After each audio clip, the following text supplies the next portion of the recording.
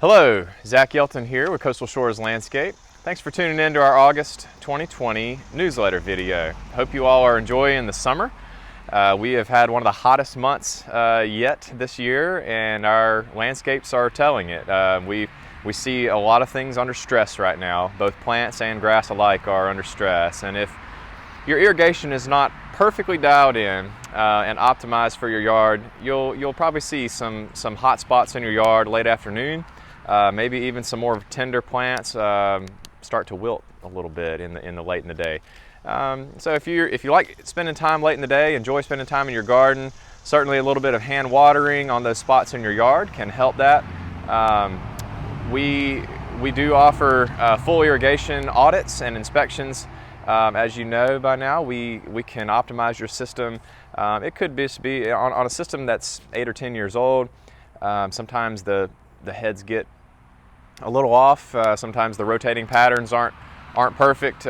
Maybe you've got pressure issues because of an old valve. It can be caused with any number of problems, but we can come out and respond pretty quickly and do the fine tweak there if you need that. So we're happy to do that. Also, I want to mention about soil types too. We have a wide range of soil types here in the Low Country. Soil type affects the way that the water absorbs into the soil, and therefore can affect how frequent or how long you need to run your irrigation zone. We have everything from heavy clay soils to pure sand, where the water just falls straight through. So obviously different watering requirements are going to be needed depending on the soil type you have. If you have any questions about that, please call in, email, let us know, and we're happy to put your mind at ease, or even come out and offer some advice on how to dial that in. But we are in the midst here of a long period of relatively no rain, and if your yard is a little stressed due to the heat, don't worry. In good established lawns, they are built to withstand a little stress. We work hard in the spring to build these up, get good thick bases, so that they can withstand the rigor of the summer heat here in the Low Country. So let us know if you have any concerns there. Watering issues, though, are not the only thing that causes our grass to go brown in the summer. You may also know that fungus and insects can cause that to go brown. The insects, you've heard me say before, hopefully I'm not sounding like a broken record, but we have chinch bugs, we have mole crickets, and we're about to be dealing with armyworms, fall armyworms, sod webworms, things of that nature. All of those pests are that they love good lush green lawns to feed on. So we're prepared, we're watching out there, we have trained our crews to know what to look for, but you can be of help too. If you are on your property and you're concerned about any areas of your yard that are turning brown and maybe not going away even with a little water, it might be time to raise the flag, and we can respond to that. Send in a picture to us. We can often email back that same day with an answer of what it is, or we can schedule a time to come out and look at it. But we are prepared now at this point in the season to treat for insects and fungus as they appear. Another thing I wanted to mention, as we approach and come into August here, we're doing our second fertilizer application for our maintenance customers.